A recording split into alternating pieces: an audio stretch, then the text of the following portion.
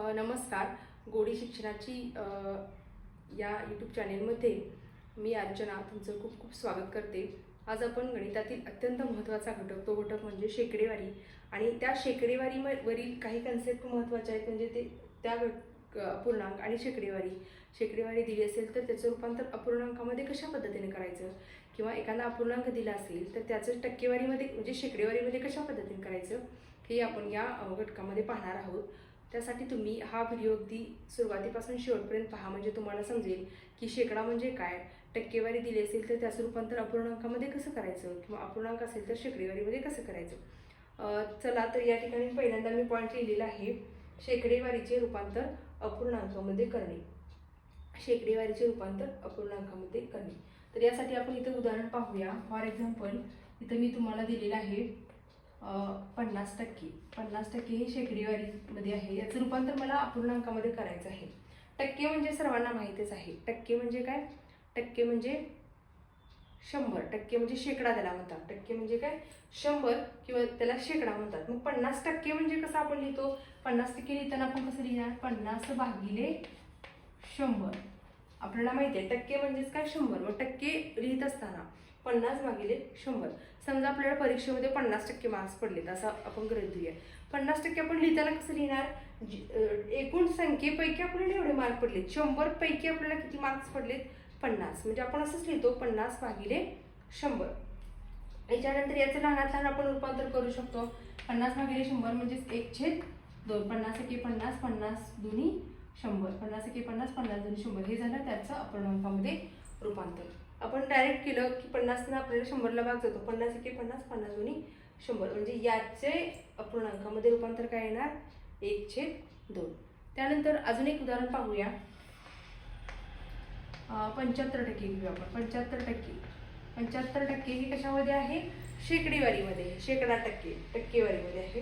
तर याचं रूपांतर, या शेकडेवारीचं रूपांतर आपल्याला कशामध्ये करायचं आहे?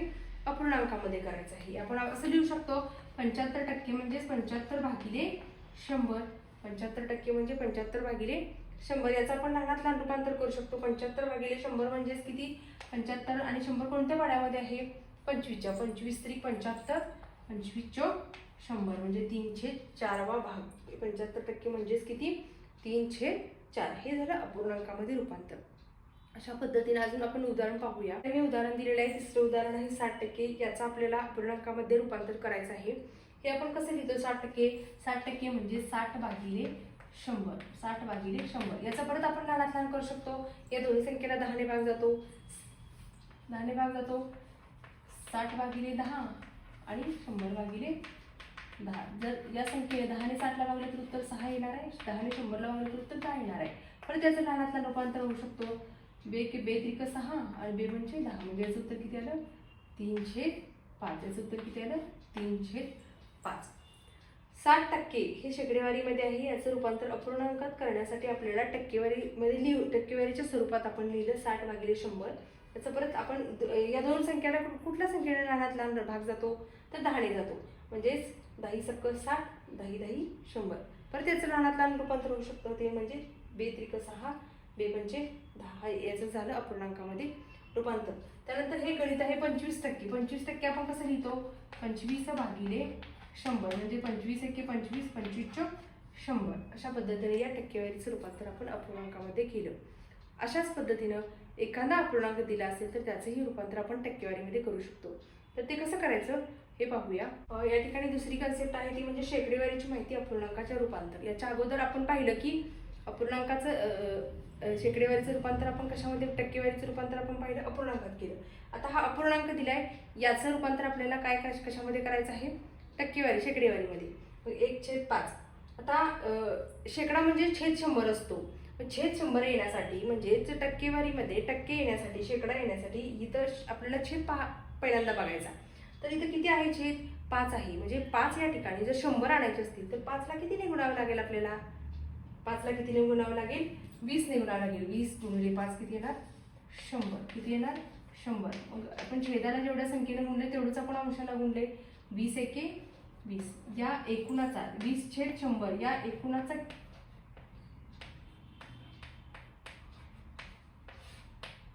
आता 20/100 म्हणजेच किती? 20 एके 20,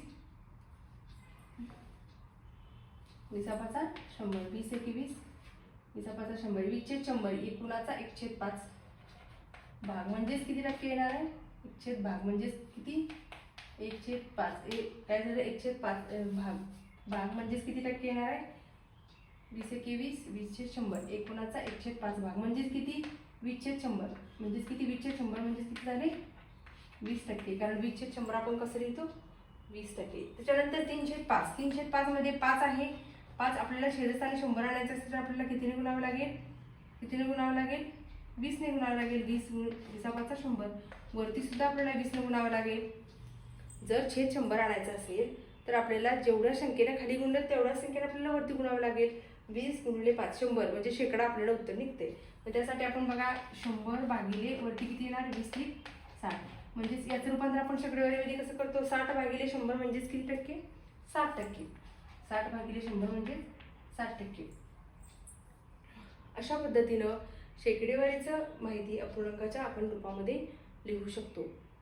हा व्हिडिओ तुम्हाला आवडला असेल तर तुम्ही हा व्हिडिओ लाईक करा, शेअर करा आणि सबस्क्राईब